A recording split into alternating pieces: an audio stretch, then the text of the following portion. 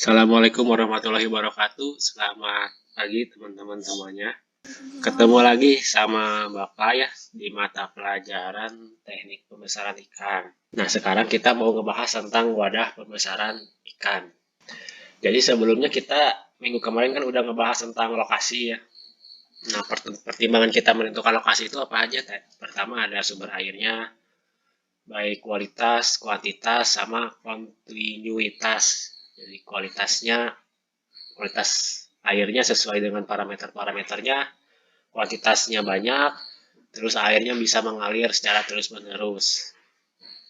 Nah, yang kedua itu struktur tanahnya. Kalau pakai kolam tanah, yang kemarin itu harus lumpur berpasir.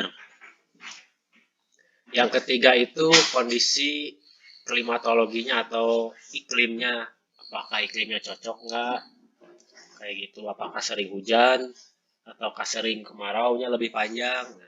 Keempat, akses ke pasar.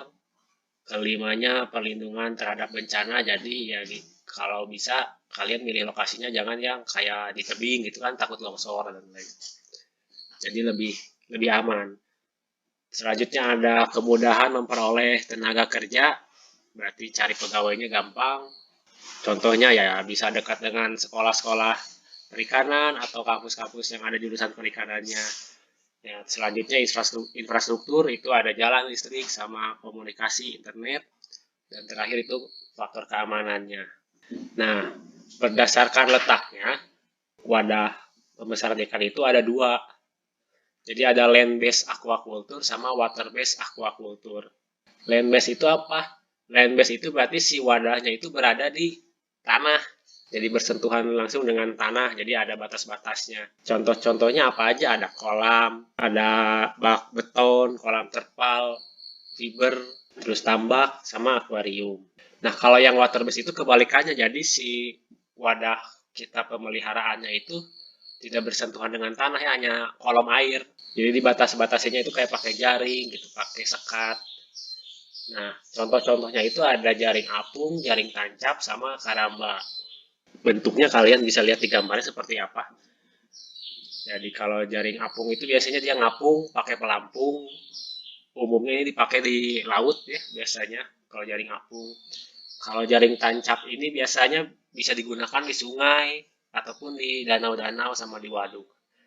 Nah, kalau karamba ini yang paling umum digunakan di atau KJA, karamba jaring apung ini umumnya digunakan di waduk-waduk atau di danau-danau. Di laut pun ada beberapa yang menggunakan karamba. Nah, kalau kita sekarang ngebahas tentang kolam. Jadi, sejarahnya kolam itu dulu pertama kali digunakan itu di daerah Cina. Jadi dulu itu para nelayan hasil berberes nangkap ikan. Nah, hasil tangkapannya untuk ikan-ikan yang masih hidup itu disimpan di dalam keranjang. Jadi keranjang itu dibenemin ke dalam sungai atau di perairan yang dibendung. Dengan tujuan tadi si ikannya tetap hidup sehingga bisa lebih lama ya daripada ditangkap langsung mati, kan di situ ada proses pembusukan. Nah, jadi kalau biasanya dulu itu ditangkap disimpan di penampungan gitu. Nah, dari situlah mulai ada kolam. Nah, dari situ juga mulai ada proses budidaya, jadi dipelihara si ikan-ikan hasil tangkapannya atau namanya istilahnya domestikasi. Jadi domestikasi itu proses kita ngambil ikan dari alam, lalu kita pelihara di lingkungan yang terkontrol. Nah, untuk bagian-bagian kolam itu ada 6 bagian umumnya. Yang pertama itu ada pematang. Pematang itu kalau di gambar ini ditunjukin sama huruf A ya, berarti galangan lah. Kalau bahasa Sundanya mungkin galangan. Atau tembok pinggirnya. Nah, yang B itu saluran pengeluaran atau saluran air keluar, namanya outlet. Kalau di gambar itu ditunjukkan sama huruf B. Itu yang ada garis atau pipa warna hitam. Itu namanya outlet. Yang C itu dasar kolam. Nah, dasar kolam ini kan macam-macam ya. Ada yang dipakai tanah, atau kalau kolam tanah berarti tadi seperti yang Bapak ingatkan, si komposisinya harus lumpur berpasir. Nah, ada juga yang pakai semen atau pakai beton di beton. Nah, untuk dasar kolam ini kemiringannya itu minimal sekitar 5 derajat. Kalau kalian lihat di gambar, kan yang B itu outletnya, saluran keluarnya. Nah, yang F itu inletnya. Nah, itu si dasarnya itu miring 5 derajat. Jadi yang di B itu lebih rendah 5 derajat dibanding yang di F gitu. Nah, yang D itu kamalir. Kamalir ini saluran air. Fungsinya itu jadi ketika nanti kalian panen, nah si ikan itu nanti pas airnya turun itu terbawa ke kamalir. Jadi kayak saluran air gitu.